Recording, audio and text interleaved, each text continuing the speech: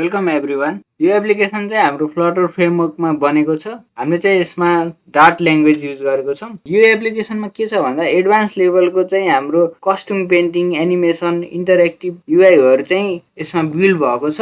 20 वटा भन्दा बढी विजेटहरू युज गरेर त्यसमा हामीले के गर्न मिल्छ म सब देखाइदिन्छु ल सर र। अनि त्यसपछि बल्ल कोडमा के युज गरेको छ, कस्तो एप स्ट्रक्चरहरू युज गरेको छ भन्ने कुरा चाहिँ गरौँ हैन। त्योभन्दा अगाडि चाहिँ म सर र यसलाई चाहिँ अलिकति देखाइदिन्छु है। पहिला सुरुमा हेरौँ है। हामीले अब यो चाहिँ भित्र एनिमेसन भइरहेको छ ब्याकग्राउन्डमा हैन। अब त्यसमा चाहिँ अब हामीले कस्ट्युम हामीले ड्र गर्यौं भने यसले चाहिँ त्यही अनुसारको ड्र गर्दियो कि। यो पनि हाम्रो एउटा बिल्ड गरेको कुरा हो। यो पनि हाम्रो कस्ट्युम पेन्टको कुरा हो। अनि हामीले सिंगल ट्याप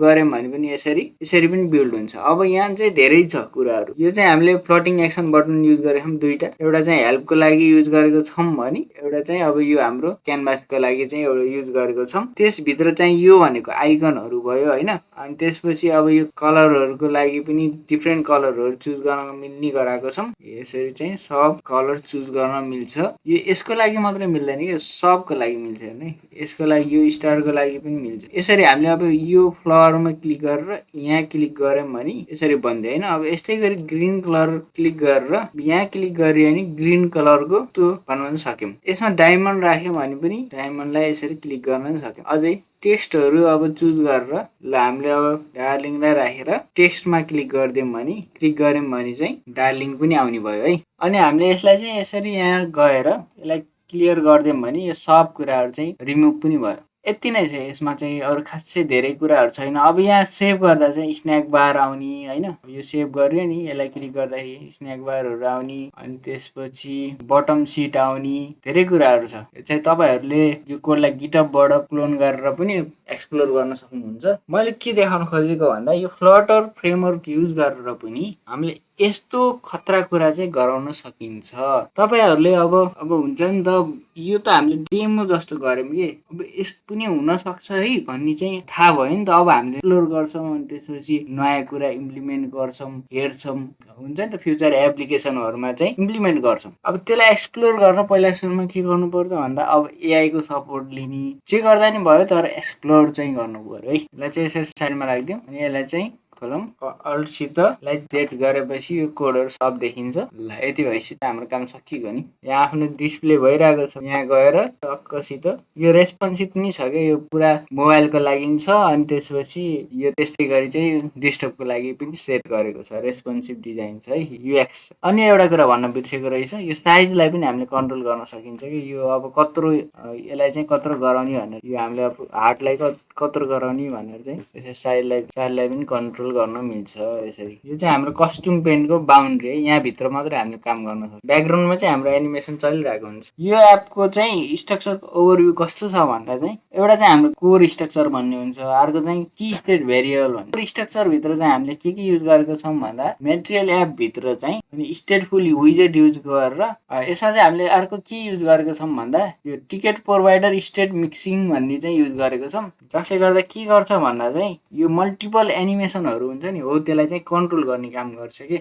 स्टेटफुल विजेट भनेको त अब मेन स्क्रिनको म्यानेजिङ स्टेट भनेर बुझौं न। त्यस्तै गरी हाम्रो की स्टेट भेरिएबलमा के छ त भन्दा ग्लोबल की युज गरेको छ क्यानभासलाई क्याप्चर गर्नको लागि। त्यस्तै गरी हामीले ड्रइङ एलिमेन्ट अनि त्यसपछि एनिमेसन कन्ट्रोलको लागि ग्लो, फ्लट, स्पार्क जस्तै युज गरेका छौं भने कलर प्याटर्नहरु, टुल सिलेक्सन यस्तो कुराहरु चाहिँ युज गरेको छ। अनि यो यसका लागि यो बिल्ड गर्नको लागि चाहिँ लेआउट विजेटहरु चाहिँ के युज भएको छ भन्दाखेरि प्राइमेरी लेआउटमा के युज भएको छ भन्दा स्क्याफोल्ड युज भएको छ मेटेरियल डिजाइनलाई स्ट्रक्चर प्रोवाइड गर्न। त्यस्तै गरी स्ट्याक चाहिँ अब मल्टिपल लेयरहरु चाहिँ यहाँ माथि आइरहेको छ नि त, त्यसको लागि चाहिँ हामीले स्ट्याक युज गरेको छौं।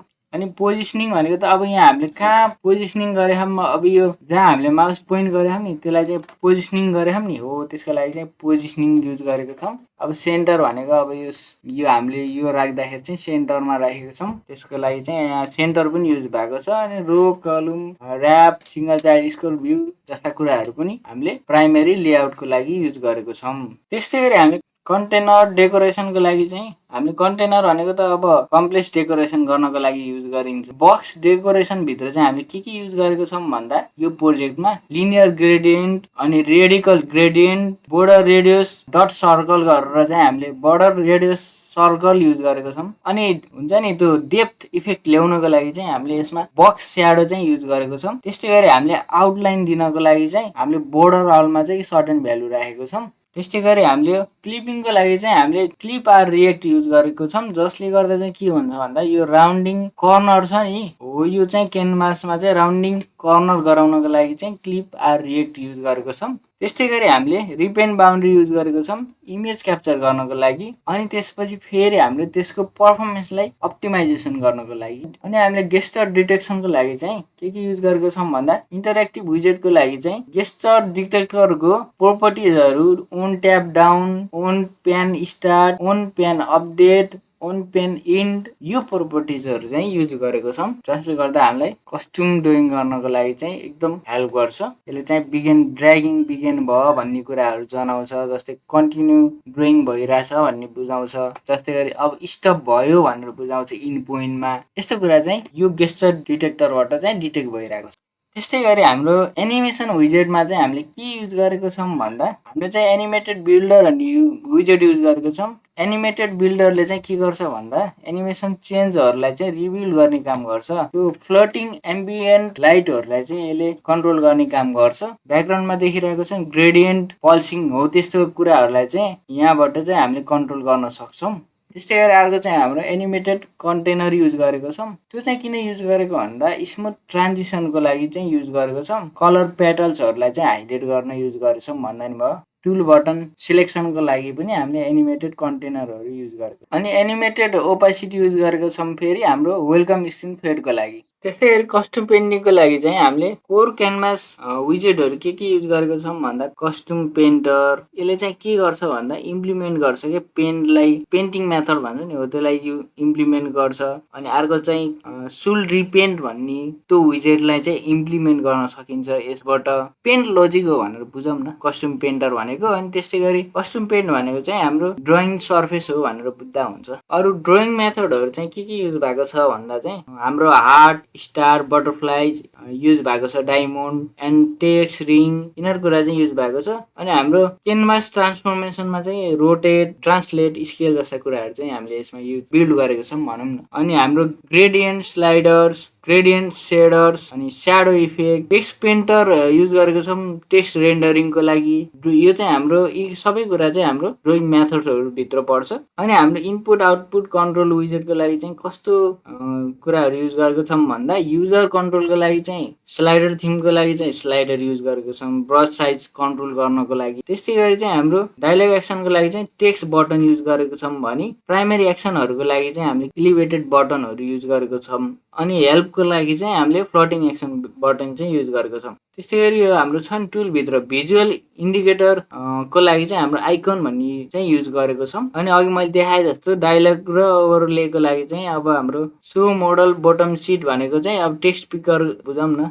डायलग एन्ड ओभरलेस त अघि मैले कुरा गरिसकेँ। अलर्ट डायलग जस्तै हेल्प स्क्रिनको लागि, अनि त्यसपछि स्न्याक बार विजेट यो चाहिँ फिडब्याक मेसेजको लागि। अनि त्यसपछि सो मोडल बटम सिट भनेको चाहिँ हामीले अघि चाहिँ अब टेक्स्टहरू पिक गरेर हामीले चाहिँ कस्ट्युम पेन्ट गरेको थियौँ नि, त्यो कुराहरूको लागि चाहिँ यो विजेटहरू चाहिँ युज भइरहेको छ। अनि हाम्रो अब सिम्पल कुरा भनेको अब टेक्स्ट एन्ड स्टाइलिङको लागि चाहिँ हाम्रो अब टाइपोग्राफी विजेटहरूमा चाहिँ के पर्छ त text style, text painter, text span जस्तो कुराहरू चाहिँ हामीले युज गरेको छौँ। त्यस्तै गरी अब स्टाइलिङ गर्नको लागि चाहिँ स्टाइलिङ फिचर्सहरू के छ त भन्दा फन्ट विथ भेरिएसन, अनि shadow effect on text, gradient text यस्तो कुराहरू चाहिँ हामीले युज गरेको छौँ। यो अब ओभरअल हाम्रो चाहिँ आर्किटेक्चर प्याटर्न यो प्रोजेक्टको के छ भन्दा चाहिँ अब स्टेट म्यानेजमेन्टको लागि हामीले सेट स्टेट युज गरेको छौँ फर लोकल युआई अपडेट्स होइन। त्यसै गरी पर्फर्मेन्सको लागि चाहिँ हामीले रिपेन बााउन्ड्री युज गरेको छौँ। त्यसले गर्दाखेरि इफिसियन्ट रिपेन्टिङ हुने भयो। अनि कम्पोजिसनको लागि चाहिँ हाम्रो भेराइटिज अफ विजेटहरू कम्बाइन गरेर हामीले ब्युटिफुल हाम्रो लभ क्यानभास एप चाहिँ डेभलप गरेको छौँ। त्यसै गरी हाम्रो अब कस्टम रेन्डरिङको लागि चाहिँ फुल कस्टम पेन्टर चाहिँ हामीले इम्प्लिमेन्ट गरेर यो प्रोजेक्टमा देखाएको छौँ। यसमा अर्को के छ भन्दा रेस्पोन्सिभ डिजाइन छ। हामीले मिडिया क्वेरी युज गरेर साइज कन्ट्रोल गरेको छौँ। मतलब अब हामीले चाहिँ यसमा के गरेको छौँ भन्दा यो एप्लिकेसन चाहिँ मोबाइलको लागि पनि सुइटेबल गराएको छौँ, वेबको लागि पनि सुइटेबल गराएको छौँ। हरेक डिजिटल डिभाइसेसहरूको लागि चाहिँ हामीले सुइटेबल साइजिङ गराएको छौँ मिडिया क्वेरी युज गरेर। यो फ्लटर एप्लिकेसन के डेमोन्स्ट्रेट गर्छ भन्दा advance painting, smooth animation, polish युएक्सलाई चाहिँ हामीले कसरी युज गर्न सक्दो रहेछौँ भनेर चाहिँ म देखाउन खोजेको हो। अरू यसमा त्यस्तो धेरै कुराहरू चाहिँ एकदम कम्प्लिकेटेड नै छ यो, किनकि एनिमेसन युज भएको छ।